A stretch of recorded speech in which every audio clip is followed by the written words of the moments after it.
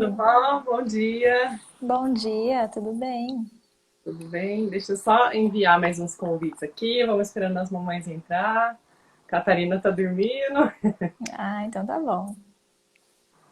Deixa eu ver aqui. Gente, se vocês não estiverem ouvindo, né? Vocês avisam a gente. Ou se estiver travando, né? A gente, deixa eu só ajustar essa câmera aqui. Aí, fica aparecendo melhor.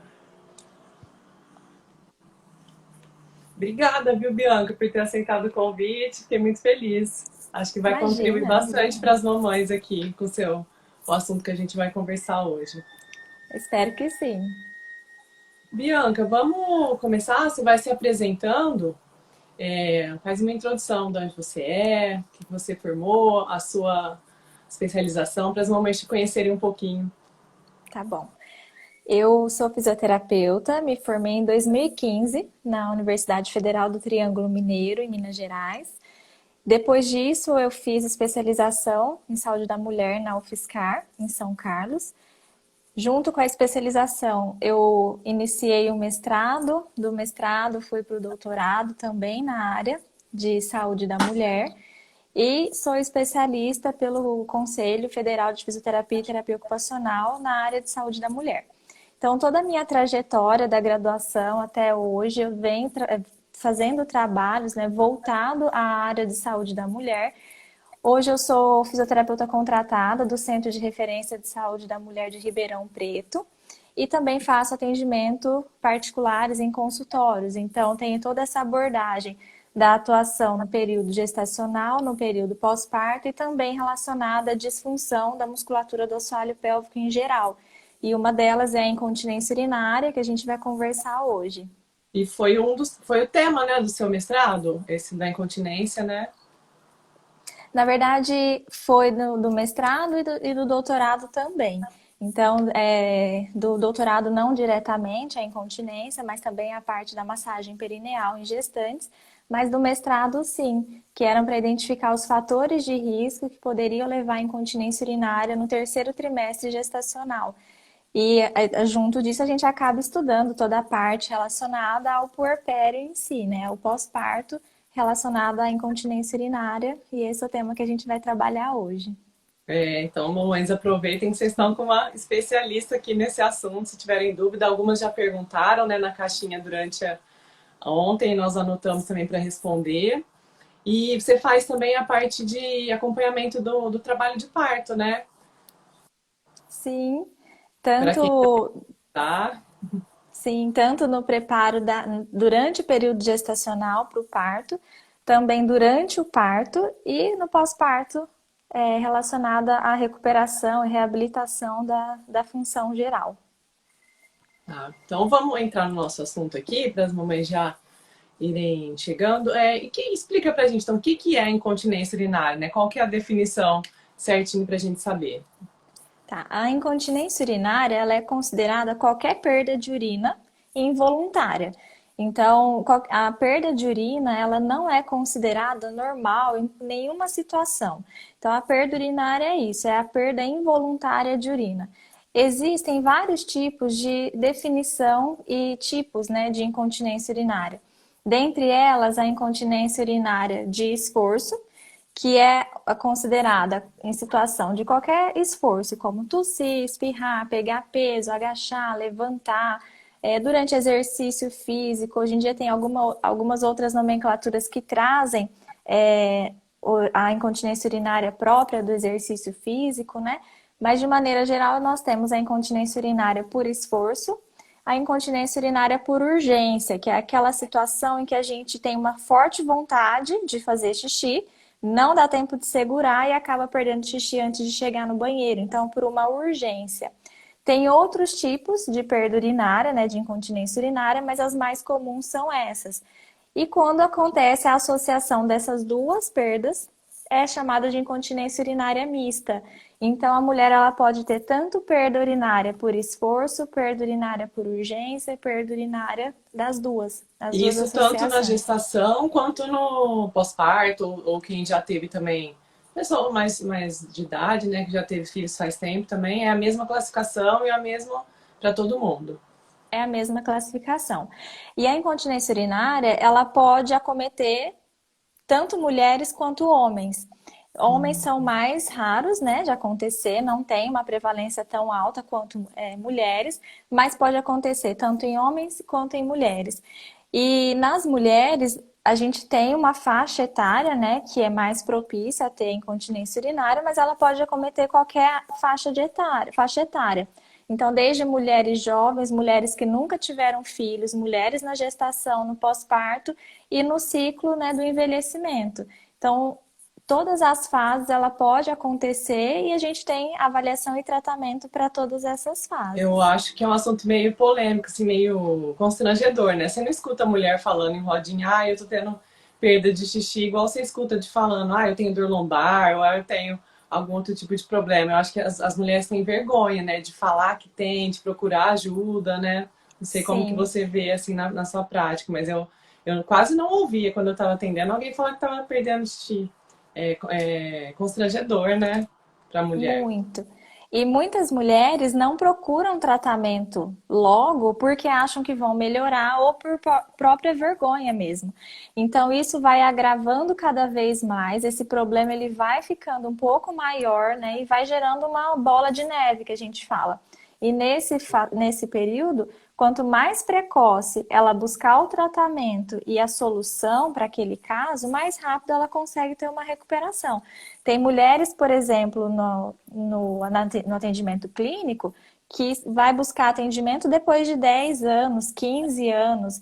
A gente vai buscar na anamnese, né, na história, quando começou essa perda urinária. Ah, começou depois do nascimento do meu primeiro filho, há 20 anos atrás. E a pessoa nunca buscou um tratamento para isso porque sempre achou que ia melhorar. Ou achava que a perda urinária era normal, em algumas situações, mesmo que em quantidade pequena. Então, vai passando vários fatores e tem muitos fatores que influenciam para a perda de urina. Não só o fator que a gente vai conversar, né, da gestação, do parto, mas tem outros fatores que também estão relacionados a isso. E já que a gente vai falar um pouquinho, né, para as mães que estão gestantes e acabaram de ter bebês, qual que seria a prevalência, então, no pós-parto de incontinência urinária?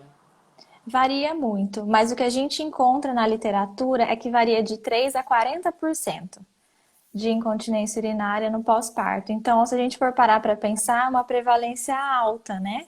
Que vamos pensar pelo maior, né?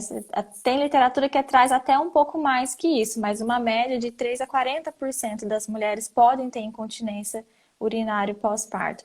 E isso é um pouco mais preocupante se a gente pensar que a mulher que ela tem perda urinária antes da gestação, ela tem maior chances de continuar a perda urinária na gestação e aumentar depois do parto.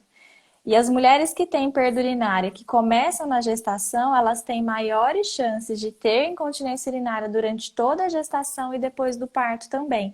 Então, quanto mais precoce a incontinência urinária na gestação e no pós-parto, mais tempo ela vai demorar a passar, se ela não busca um tratamento adequado. E por exemplo, o tanto que a mulher engorda, o tamanho da barriga influencia em ter incontinência ou não? Essa dúvida é minha. Influencia sim. O peso é um dos fatores de risco para incontinência urinária. Então, tem até estudos que estão relacionados que não envolve a gestação em si, mas tem estudos que falam que a redução de 5% do peso em mulheres obesas já é um fator que pode melhorar a incontinência urinária. Então, se a gente tem esse hábito, né, de a prática de alimentação saudável, rotina de exercícios diários, a gente não vai ter esse aumento de peso exagerado e isso pode contribuir para não ter incontinência urinária, falando da gestação, né, na gestação e Eu no tô falando por pós-parto. experiência própria, porque eu engordei quase 20 quilos na gestação e mesmo fazendo todo esse acompanhamento pré-parto, no finalzinho eu cheguei a ter um pouco de perda de urina, assim, tá com vontade e não consegue segurar até chegar no banheiro. E depois, na primeira semana do pós-parto, que eu acho que aquela região do períneo fica toda meia anestesiada, né? Eu não conseguia controlar a bexiga direito. Sorte que a gente já fica com aquela fralda, né? Porque tá saindo, né, muitos líquidos ainda, né, do parto. E então eu fiquei com medo de ter alguma coisa depois, mas acabou regredindo sozinha. Eu conversei com a doutora Flávia, né? falou, vamos observar, se não voltar, aí você faz algum tratamento, mas acabou sumindo sozinho, mas realmente é horrível, limita muito pouco, a pessoa começa a ter outros problemas, né? Eu acho que quem tem a Sim. perda, assim, vai ficando, deixa de socializar, às vezes fica com medo do cheiro, fica forte. Eu já percebi algumas pacientes idosas que eu atendi por outros problemas comentarem isso, que não evita sair de casa, ou tem que estar sempre com absorvente, aí passa a desenvolver infecção urinária, né? E isso acontece bastante. Quando a gente atende um público um pouco mais idoso, né, a gente vê isso bastante. E principalmente quando elas começam a relatar que o ciclo de amizade já não são mais os mesmos, porque elas têm vergonha de conversar de tal assunto.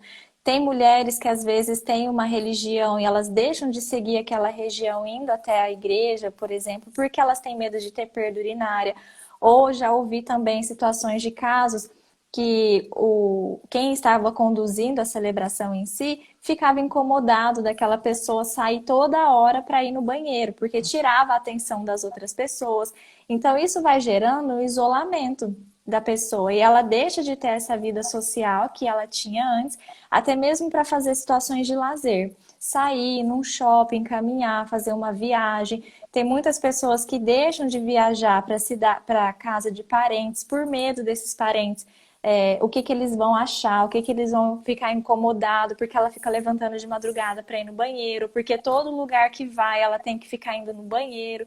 Então acaba deixando de fazer essas coisas relacionadas também ao lazer para não ter esse problema de ter que explicar o que é e por que ela está fazendo, está indo tantas vezes Risco ao de levar a banheiro. quadro de depressão, né? De Sim, ansiedade. É um problema muito maior do que a gente imagina, né? Os reflexos da incontinência, né?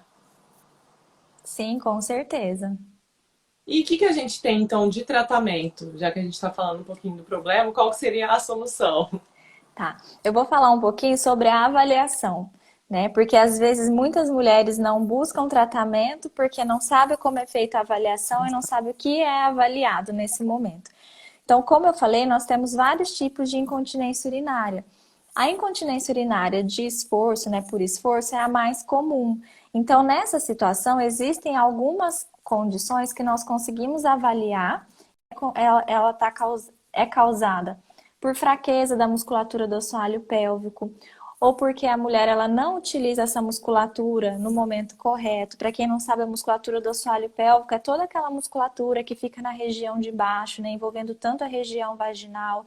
Então a gente tem essa avaliação para identificar qual é a força dessa mulher, se ela tem uma endurance, se ela consegue manter a contração do assoalho pélvico, se ela tem controle, se ela tem coordenação, se ela consegue utilizar essa musculatura nos momentos que ela faz esforço, por exemplo, pegar o bebê no colo, agachar, quando o bebê começa a ficar grandinho, né? Juntar os brinquedos do bebê. Então, isso é uma situação que a gente precisa identificar.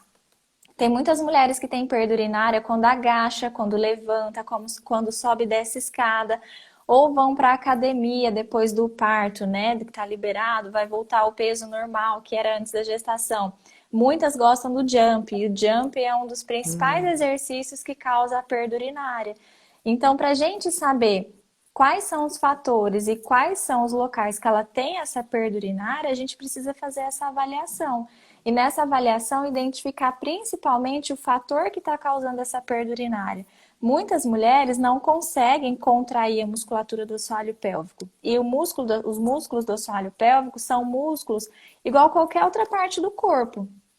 Se a gente não fortalece, se a gente não utiliza, eles vão enfraquecer. E ao longo do tempo, a gente tende a ter uma fraqueza dessa musculatura. Porque a gente não tem perda urinária quando a gente é jovem, quando a gente é novo, na maioria das vezes. Porque esse músculo, ele tá ali forte, ele tá ali sustentado, ele tem um tônus bom, uma circulação boa, uma ação hormonal boa. Então, com o passar do tempo, a gente vai perdendo isso pelo próprio processo de envelhecimento. Na gestação, existem várias alterações estruturais, tanto relacionada à parte óssea, fáscia, musculatura, ligamentos, e que geram desarranjo dessa musculatura do assoalho pélvico e também da pelve. E isso favorece o enfraquecimento dessa musculatura e a falta de controle também. Por isso a gente precisa fazer essa avaliação e identificar quais são os E não fatores é que uma estão levando. musculatura fácil de fortalecer, né? Você fala, ah, eu vou fazer Não, sozinho em casa, você não. É difícil ter a percepção, assim, eu que sou fisioterapeuta, quando fui fazer na gestação, ela contrai períneo, mas eu não sei se eu tô contraindo, então tem uns equipamentos que vocês utilizam, né, que ajudam a gente a perceber esse músculo, saber se tá contraindo, porque é muito sim. difícil você falar, ah, eu vou fazer em casa alguma coisa, ou você vai fazer no Pilates, um exercício que ajuda a contrair, tem que ter muita consciência corporal para saber se está contraindo a musculatura certa, né? Sim, isso é verdade. E levando para a parte, né, do tratamento que você tinha perguntado, só para fazer um gancho da avaliação. Então, na avaliação, a gente consegue identificar qual é o grau de força dessa musculatura. A gente fala função, na verdade, né, da musculatura. E a partir dali, a gente consegue triar o tipo de tratamento adequado. Se a gente vai, se a mulher ela não tem controle, coordenação, função, força dessa musculatura, a gente precisa utilizar dispositivos que vão auxiliar nessa contração primeiro, para ela ou aprender a fazer a contração, ou esse dispositivo auxiliar no início desse fortalecimento e a partir dali ela conseguir fazer os exercícios sozinhas. Então, dependendo da avaliação, é que a gente vai triar esse tratamento. Então, nesse momento, a gente tem eletroestimulação intravaginal, eletroestimulação de superfície, tem equipamentos que vão auxiliar em biofeedback, que é quando ela faz a contração e ela consegue perceber, tem alguns que geram estímulo visual, estímulo sonoro, e isso tudo auxilia nesse ganho de força da musculatura, pensando que é musculatura que precisa de um tempo para se adaptar. Então, precisa do aumento do número de fibras, precisa de treinamento tanto de endurance, resistência, potência. Então, um músculo que, além dele ter todas essas situações de fortalecimento, a gente precisa trabalhar como se fosse uma academia normal para outros grupos musculares. E além disso, a gente tem também outros tipos de tratamento, que na verdade são orientações que a gente faz, mas que estão juntas, né, nesse processo do tratamento, que é mostrar para a mulher, para ela identificar como que está o padrão miccional dela. Tem recursos, né, como diário miccional, que é pedido para ela responder. Nesse diário miccional, a gente consegue identificar a frequência que ela vai no banheiro todos os dias, quanto de urina ela faz todos os dias, quanto de líquido ela ingere, quanto de perda urinária ela tem. Então, esse diário miccional ele pode ser preenchido de diversas maneiras diferentes. E isso quem vai decidir é o fisioterapeuta junto com a paciente, né? Quem está fazendo a assistência. E tem mulheres que, pelo próprio preenchimento do diário miccional, já consegue se corrigir. Então, vai mudando alguns hábitos para ajudar nessa fase de correção. E isso ajuda muito, é muito importante. O diário ele pode ser inserido em qualquer tipo de incontinência urinária, para a gente identificar como que está no início do tratamento, no meio e no final. Mas na incontinência urinária de urgência ou na urgência miccional, a gente consegue identificar um resultado e consegue identificar o problema também. Se ela não consegue segurar muito tempo, porque ela não consegue segurar, tem a alimentação que ela está comendo ou que ela está bebendo que interfere nesse padrão. Tem muitos alimentos que irritam, né, de uma maneira bem simples, que irritam a bexiga e vai gerar uma maior frequência miccional. E se ela tem o padrão de incontinência por urgência, isso já vai se agravar, porque ela vai ter a perda De urinária. alimento eu não sabia não qual seria um alimento, por exemplo, que irrita a Alguns bexiga. alimentos, né? Chocolate, abacaxi, pimenta, isso tudo esses alimentos podem auxiliar na irritabilidade da bexiga. Café, principalmente muito café, e o café ele pode gerar esse prejuízo na bexiga também. E Acho eu que deu uma fazia para cortadinha, mas casa, tá, um dos exercícios voltou. era com os cones. Tá me ouvindo agora? Sim, sim, tô vendo. Eu fazia os cones vaginais que a gente compra, né? Cada um compra o seu kit e ir aumentando a graduação, que Uhum. é um exercício que eu lembro que dá para fazer em casa, que é de fortalecimento, né? Dá. O cone, ele pode ser usado tanto para fortalecimento em casa, como um estímulo também no consultório. Tem vários tipos de utilização do cone vaginal, mas é importante a mulher passar por uma avaliação, porque existe a graduação e a avaliação de qual cone vai iniciar e a partir de qual momento ela pode passar daquele cone mais leve para o cone mais pesado. Então, existem todas essas variações de como vai Tem que ter utilizar. orientação, né? Não é só você comprar e ir fazendo sozinha. E muitas mulheres acabam se frustrando porque, às vezes, elas veem na internet exercício da musculatura do assoalho pélvico, uso de cone vaginal, tudo que dá para ser feito em casa, mas não tem a orientação de como utilizar. E acaba utilizando errado, vê que não tem melhora do quadro, chega pra gente, às vezes, fala, olha, já fiz fisioterapia, não adiantou nada. Só que como que foi feito, né, esses exercícios? Quem fez a orientação? Como que você realizou em casa? Na maioria das vezes é assim, eu olhei na internet que tinha que contrair e relaxar a musculatura, fiz em casa, mas não deu resultado. E aí a gente vai fazer a avaliação e ela não faz a contração da musculatura. Ela faz o movimento de valsalva, de expulsar esse músculo para fora, ao invés de fazer o movimento correto, que seria puxar essa musculatura para dentro, né? Então ela faz o É bem movimento complexo. contrário, que acaba prejudicando ainda mais. E é importante a gente falar, né, que nem todas as mulheres elas conseguem contrair essa musculatura do assoalho pélvico. Tem estudos que mostram que cerca de 30% das mulheres não conseguem contrair ou não contraem corretamente a musculatura. Então, às vezes, pega curso na internet, vai fazer, uma amiga minha faz, eu vou seguir a orientação dela, mas não passa por uma avaliação para saber se realmente ela consegue contrair, se ela tem uma força adequada, porque dependendo do grau de força e função que ela tem, a gente consegue fazer exercício só na posição deitado. Dependendo do grau que ela tem, dá para passar para sentado e de pé, ou fazer em situações de dupla tarefa, caminhar, tossir, pular, espirrar. Então, dependendo de cada situação dessa musculatura que a gente vai identificar qual o posicionamento, o que ela consegue fazer, o que a gente vai orientar ou acrescentar no tratamento, e isso que é o que falta, né, para ter uma melhora e ter uma satisfação no tratamento em si. E existe cirurgia para isso? Por exemplo, quando os tratamentos conservadores não funcionam, manda para cirurgia? Como que é? Existe. Tem casos em que a gente fala, né, de falha de tratamento clínico. O que seria esse tratamento clínico ou conservador? É a fisioterapia e medicação.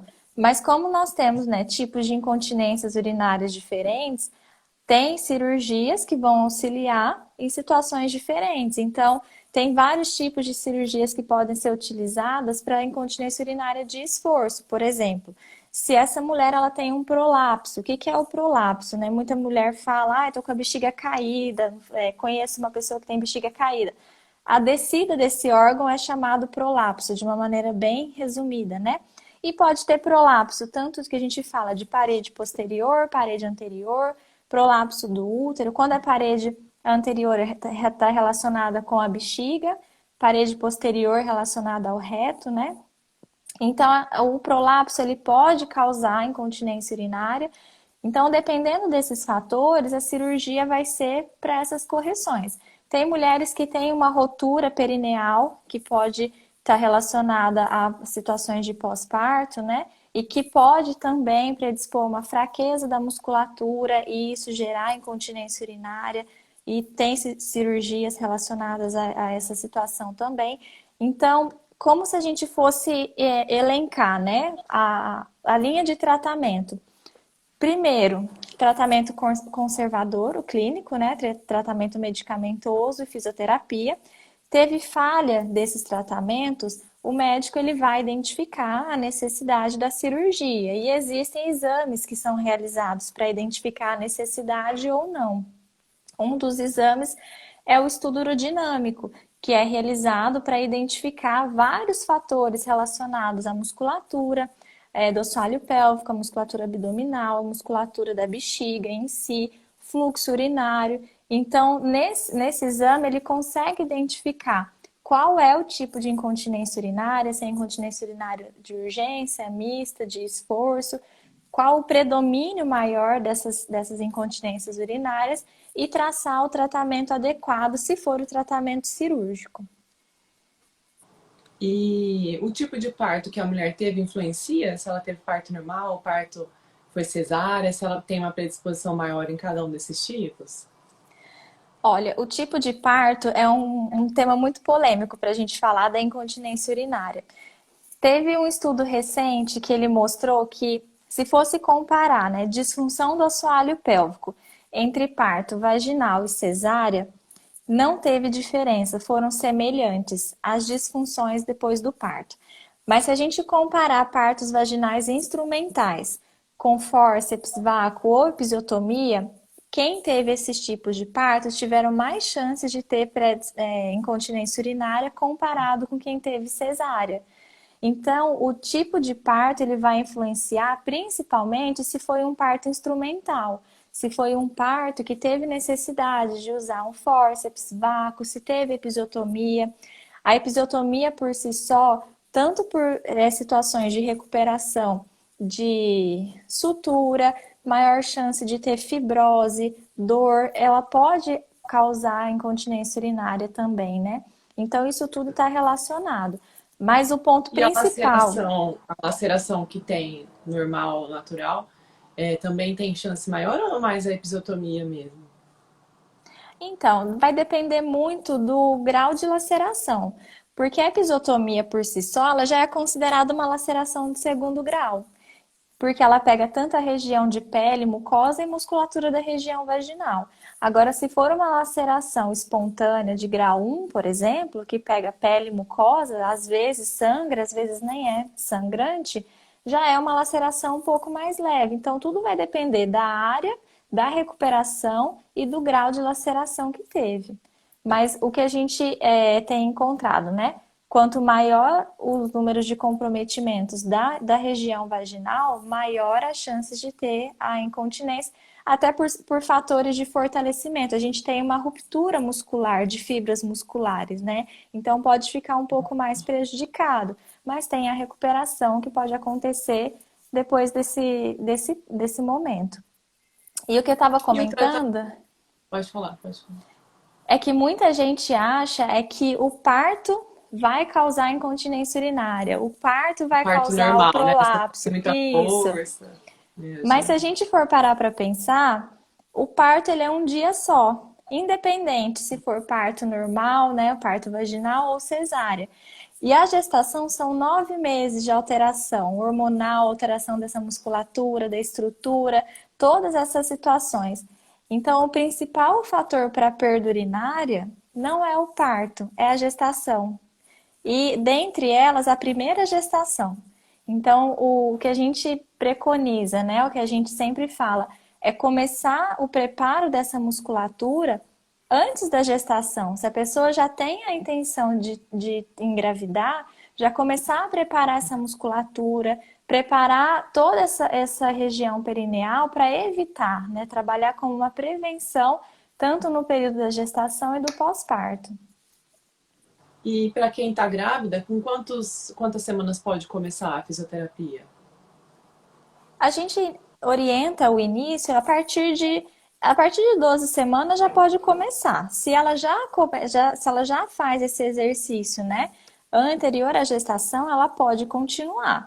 Mas se a gente vai começar, né, a partir ela tá gestante, ela quer começar entre 12 e 20 semanas, 22 semanas. A gente começa a parte do preparo do assoalho pélvico com o treinamento, não o preparo para o parto nessa fase, né? Não é feito técnicas como massagem perineal, epinô, toda essa parte não, é mais para o final. Se ela tem uma disfunção associada à parte da musculatura, como um vaginismo, uma dispareunia, né, que é relacionada à penetração, pode ser iniciado na gestação, mas não com o intuito de preparo para o parto, como a massagem perineal é realizada a partir da 34ª semana Ou a partir da 32ª pode iniciar, mas geralmente começa a partir da 34ª semana e o Epinon a partir da 37ª. Teve uma pergunta aqui também, se a incontinência urinária está relacionada à dor durante a relação sexual ou se ela atrapalha quem tem incontinência urinária, tem algum problema durante a relação sexual. A dor durante a relação sexual, ela tem várias causas, né? Então, teria que identificar qual é essa causa da dor durante a relação sexual. Mas, de modo geral, se a gente for explicar, esse desarranjo, essa desarmonia da musculatura do assoalho pélvico pode gerar um enfraquecimento dessa musculatura e sim a incontinência urinária. Então, só para a gente entender, não quer dizer que um músculo, quando a gente faz a palpação do tônus dele, se ele é hipertônico, um músculo muito rígido, não quer dizer que ele seja forte. E isso o contrário também. Não quer dizer que uma hipotonia da musculatura é considerado como um músculo fraco. Ele pode ter a força da musculatura, mas o tônus está prejudicado. E esse tônus aumentado na maioria das vezes pode levar, pode acontecer porque tem um ponto de tensão, tem um ponto gatilho, tem alguma situação ali, ou uma situação de um vaginismo, que vai prejudicar, vai gerar dor, essa dor aumenta o espasmo, né, a hipertonia da musculatura e pode causar a incontinência ou até piorar esse quadro, porque gera um desarranjo dessa musculatura em si. Falando da incontinência urinária de esforço. Na incontinência urinária por urgência, já são outros mecanismos, outras vias. E como que impacta, você acha, assim, principalmente a vida da mãe no puerpério e no pós-parto, se ela tem a incontinência urinária, o que pode atrapalhar e que ela não teria se ela estivesse, né, tratando ou tivesse com essa musculatura melhor? Eu acredito que principalmente no cuidado dela e do bebê.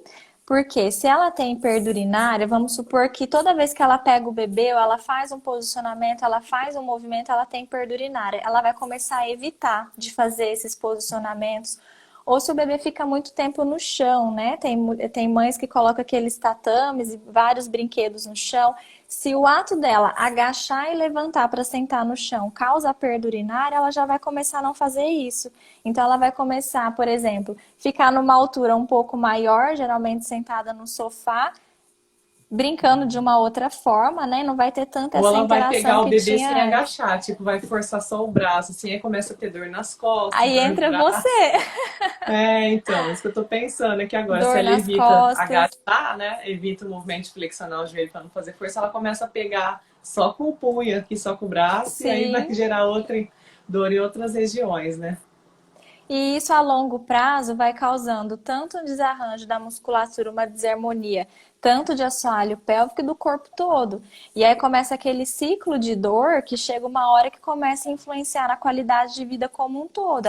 Às vezes ela já não vai querer sair de casa porque ela está cansada, e esse cansaço vai se potencializar com a dor que ela sente. Então vai gerando uma alteração da qualidade de vida e da rotina dela, tanto dela quanto do bebê e da família em geral, que vai causando até situações, como você comentou no início, de depressão, porque ela vai começar a se isolar. Ela acha que aquilo só acontece com ela, não acontece com outras mulheres, porque ela nunca ouviu falar de outras mulheres, Não porque geralmente comenta. não fala.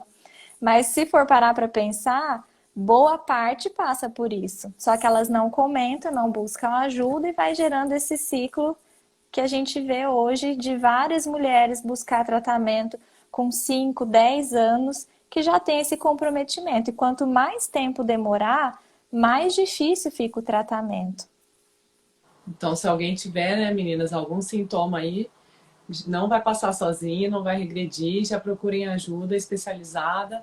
Tem que ser uma fisioterapeuta que tenha essa especialização, não pode ser qualquer outra área, né? Por exemplo, eu não conseguiria tratar, a gente vê na faculdade, mas é muito superficial, tem que ser alguém que tenha especialização mesmo para poder te ajudar da melhor maneira possível. E perguntaram também se tem algum exercício que fácil, assim, que todo mundo poderia fazer em casa ou para prevenir, ou para quem tem sintoma. Teria algum que é mais fácil, alguma coisa assim para ensinar para as mamães? Olha, exercício para fazer em casa tem. mas a gente não costuma orientar sem fazer a Sem avaliação. avaliação. É. Justamente por aquele processo que eu comentei. A gente tem um padrão de contração que é considerado efetivo para a contração da musculatura do assoalho pélvico. Se a gente faz um movimento contrário, a gente piora a situação que ela tem, tanto de força, né, que pode piorar, e a situação do prolapso, que é uma situação que quanto mais força, sobrecarga nessa musculatura a gente faz, mais enfraquecida ela fica e maior a chance de acontecer. Então, exercício tem, e até para quem busca o tratamento, não quer dizer que o tratamento ele tem que ser 100% presencial. A gente faz a avaliação, tem uma rotina de exercício, a maioria do tratamento, o que vai demandar se vai ter sucesso ou não é a adesão da paciente. Então, ela tem que cumprir, porque se a gente for parar para pensar, uma sessão de fisioterapia dura mais ou menos 50 minutos a 1 hora. Se a gente faz uma ou duas vezes na semana, é muito É pouco. pouco. A todos aqueles outros dias da semana, essa musculatura, entre aspas, vai ficar parado. Então, é um tratamento que vai se prolongar muito tempo. Se ela tem a rotina de fazer os exercícios, seguir as orientações, mesmo em casa, ela vai ter uma melhora mais rápido. E a partir do momento que a gente identifica que ela tem uma contração boa, que ela tem um controle, ela consegue fazer os exercícios, a gente consegue orientar os exercícios para ela fazer em casa. Então a gente pode fazer uma rotina de exercícios relacionada à atividade de vida diária dela, ou uma rotina de exercícios que ela vai olhar no celular, ela tem toda aquela sequência, ela vai ter todo o passo a passo, ela consegue fazer todos os dias ou em dias intercalados, mas que ela tem uma rotina maior. Então, exercício para fazer em casa tem. A gente só precisa avaliar se realmente essa musculatura tem contração, tem força, tem coordenação e controle para seguir os exercícios que serão orientados. Perguntaram aqui também se soltar, quando vai fazer xixi, soltar e segurar, fazer xixi e segurar é um exercício para fortalecer essa musculatura. Durante o xixi, É, quando você solta um pouquinho, aí segura, depois solta um pouquinho, segura. na verdade, isso é um perigo e um prato cheio para uma infecção urinária. Porque quando a gente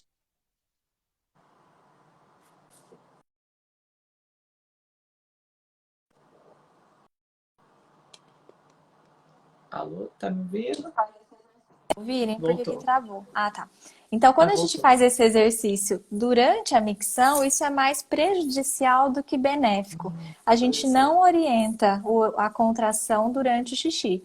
Na verdade, se for fazer, tem que ser depois. Terminou o xixi, saiu tudo que tinha, na hora que antes de se limpar, faz o exercício.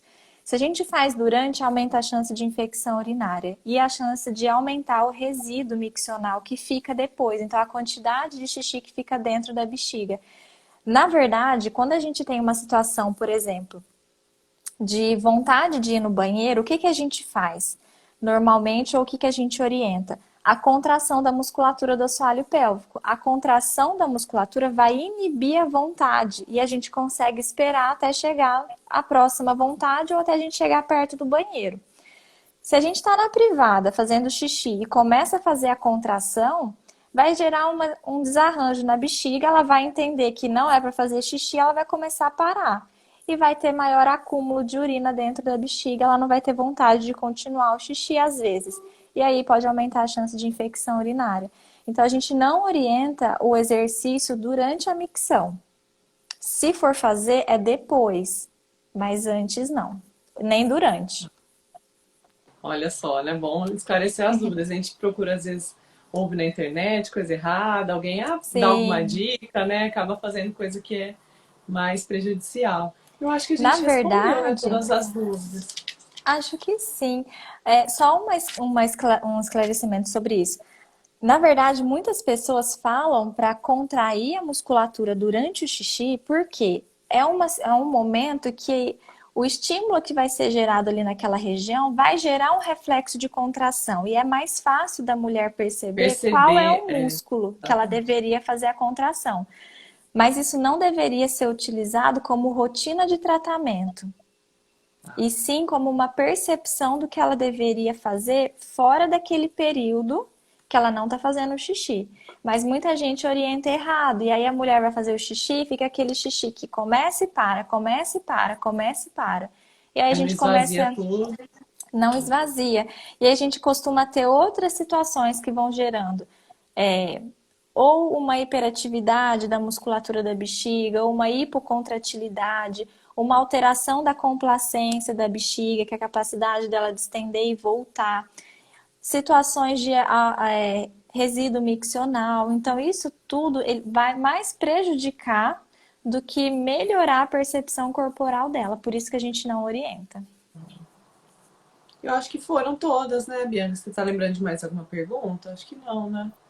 Não, acho que foram. Ah, teve Das gente que mamães que... perguntou qual o tempo médio que melhoraria a incontinência urinária Isso. depois do parto.